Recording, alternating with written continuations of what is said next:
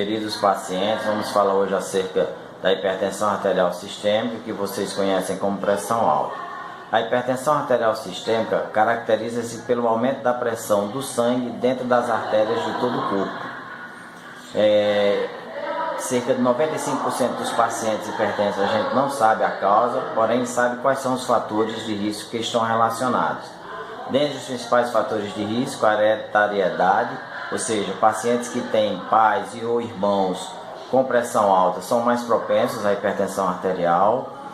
O próprio envelhecimento, que se dá a partir dos 30 anos de idade, a obesidade, o sedentarismo, o alcoolismo, o tabagismo e o excesso de sal. Sobre o excesso de sal falaremos mais detalhadamente em um outro vídeo. Existem dois tipos de pressão arterial, a pressão arterial sistólica e a pressão arterial diastólica.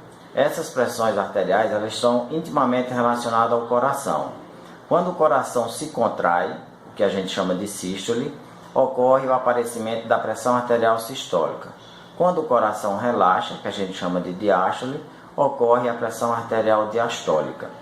Então, quando um paciente tem uma pressão arterial de 120 por 80 milímetros de mercúrio, quer dizer que ele tem uma pressão arterial sistólica de 120 milímetros de mercúrio e uma pressão arterial diastólica de 80 milímetros de mercúrio.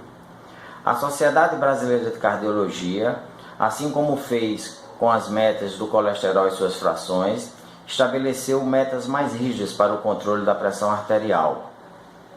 Então, até pouco tempo, o indivíduo que apresentava uma pressão arterial de 120 por 80 milímetros de mercúrio era considerado um indivíduo com pressão normal.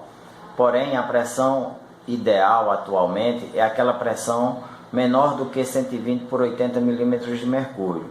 Isso porque vários estudos mostraram que pressão arterial com valores acima de 120 por 80 milímetros de mercúrio causam sérios danos à árvore vascular arterial de todo o corpo. E quando esses danos ocorrem nas artérias coronarianas, ou seja, as artérias que nutrem o coração, a gente pode vir a apresentar angina do peito ou infarto agudo do miocárdio. Quando as artérias atingidas são as artérias cerebrais, tem-se o acidente vascular cerebral que vocês conhecem como AVC. Bem, tem que se lembrar que não só no Brasil, mas em todo o mundo, a maior causa de mortalidade são as doenças cardiovasculares, e dentre as principais, o infarto agudo do miocárdio e o acidente vascular cerebral. O tratamento da hipertensão arterial sistêmica baseia-se no tratamento não medicamentoso e medicamentoso. O não medicamentoso perpassa por interferência nos fatores de risco. Não podemos interferir na hereditariedade, porque faz parte da nossa carga genética, no envelhecimento também não, porque a cada dia estamos mais velhos, porém podemos interferir na obesidade e no sedentarismo através de uma dieta balanceada e de uma atividade física regular, de 3 a 4 vezes por semana, de 40 a 60 minutos.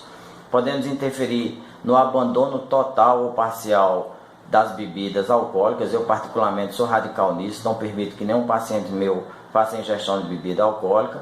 Abandonar literalmente o tabagismo, haja visto que depois da hipertensão arterial o tabagismo é a principal causa de doença cardiovascular, e evitar o excesso de sal. E esse excesso de sal pode ser evitado com um consumo diário de no máximo 2 gramas de sal, que corresponde a uma colherzinha de chá de sal que deve ser usada em toda a alimentação do dia. Como lembrete final, vale a pena ressaltar que os pacientes não devem permitir a troca dos medicamentos prescritos pelo seu cardiologista, nem por vizinho, nem por balconista de farmácia, nem muito menos por farmacêutico, e que vá de forma regular às consultas cardiológicas conforme a orientação do seu cardiologista. Então, me despeço, espero que essas informações tenham sido úteis e até a próxima.